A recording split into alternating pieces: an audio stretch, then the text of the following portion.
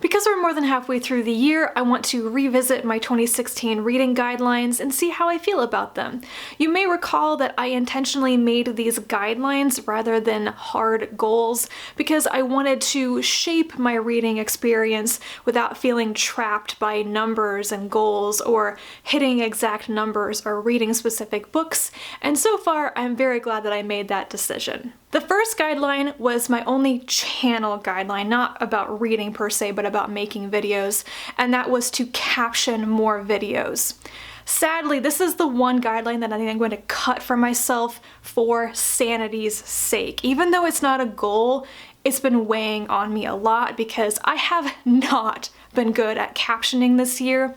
A running theme is that I haven't had time to do many things. It's been hard enough to just film and edit videos, hard enough to just find time to read what I want to read. And it kills me to say this a bit because I really think that captioning videos is a great idea, and some people have been very appreciative of me doing them.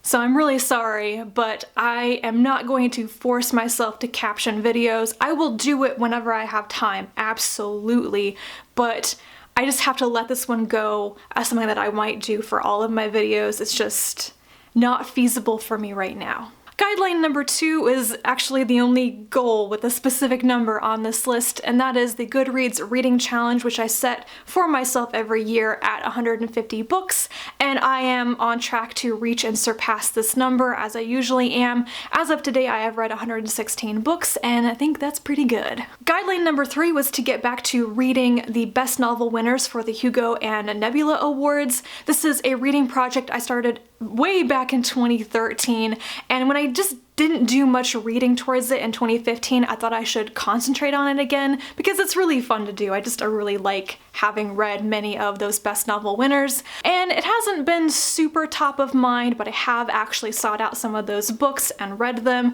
and that's good. The issue with this is that I'm getting down to not the dregs so much, but the older books, the ones that are harder to find, that maybe aren't so good, or that my libraries don't have copies of. So it's harder for me to get hold of the books, and therefore I just don't read them as quickly as I would otherwise, but I am still working towards this. Number 4 is to read my unread books that I own in a timely fashion. I think I specifically said I wanted to read books within a year of getting them, and I have a small backlog of books that I have owned for more than a year. I tackled this earlier this year in April. I think I decided to only read books that I owned, and that was actually pretty successful. I knocked out some of those things, and I know that for the first time in a couple of years my unread shelf decreased, and then I went on a book buying spree and reversed that trend, but I'm still feeling pretty good about this. I have definitely been more excited to read books that I own, and that makes me happy because I wasn't thinking about them that much last year. Guideline number 5 is to continue using the library and interlibrary loan as much as possible. This is one I really haven't been good at. My library use has unusually decreased this year, probably because of other reading I've been doing with unread books and rereading things, so not a bad thing necessarily, but unusual for me. Because I'm basically on a book buying ban until Worldcon in August, and possibly beyond that depending on how things go, I'm going to double down on making my interlibrary loan requests and going to the library first, just to keep me from that impulse to buy the books that I want to read. Number 6 is to not buy books I haven't already read yet. I've been maybe 50% good at this. Some recent book buying sprees and impulse purchases have not been good for this guideline, but once again, I keep it in the back of my mind, and it does help me from making too many impulse purchases. Number 7 is my guideline to continue reading short fiction. This is by far the most successful reading habit I have had this year. I'm very happy about this. It does take some willpower to set aside time, to prioritize time to read short stories instead of novels, which is why I made this guideline, and it's gone really well. I have read hundreds of short stories so far this year, and a lot of my forward momentum has been kept up by doing the short fiction live show series every month with Joe from Final Blow Joe. It's a lot easier to get excited about reading short stories every month if you have somebody to talk to about them who's reading the same stories in the same magazines as you are. So overall, I'm just really happy with this, and I think I'll keep it up through the end of the year. Guideline number 8 is to read more older or underhyped, unheard of books, and not necessarily just read the hyped things, the new releases, what everybody's talking about.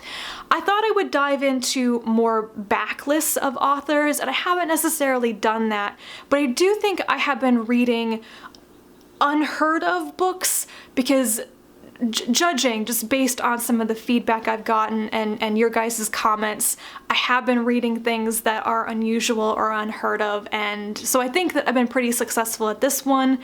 I've made a point of telling myself that I can be more impulsive and read books on a whim, to just go where I want to go with my reading rather than keeping to a list or a certain TBR that I set for myself, and I've felt better about what I'm reading because I do that, and I think it has also led me to read what I want to read rather than what everybody else is reading. Guideline number 9 was to continue rereading old favorites, and this is another reading habit that I've been very good at this year, probably because I've needed some very comforting reads at certain times this year, but so far, only halfway through the year, I have reread as many books as I read in the entirety of 2015. I reread 9 books in the Young Wizard series by Diane Duane, 8 books from 2 quartets by Tamara Pierce, Deep Secret by Diana Wynne Jones. I've reread the first 2 Harry Potter books, and I will probably reread the other 5 this year.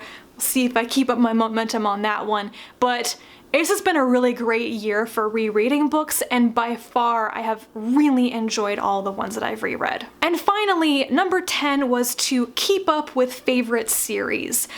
I'm not sure that I've been very good at this. I haven't actually finished many series, but I have kept my eye on continually getting books from certain series. Like I have made progress on reading the Vlad Tolstoy series by Stephen Brust, but mostly this guideline left me open to be really honest with myself about what I was not going to read. I have dropped certain books from my to-read shelf on Goodreads. I've really culled some things. It's easy to feel like you are promising to finish any series that you start, and that is not true. There is no binding agreement that says if you read the first 2 or 3 or 4 books in the series that you have to read all, I don't know, 18 of them. That's not how it works.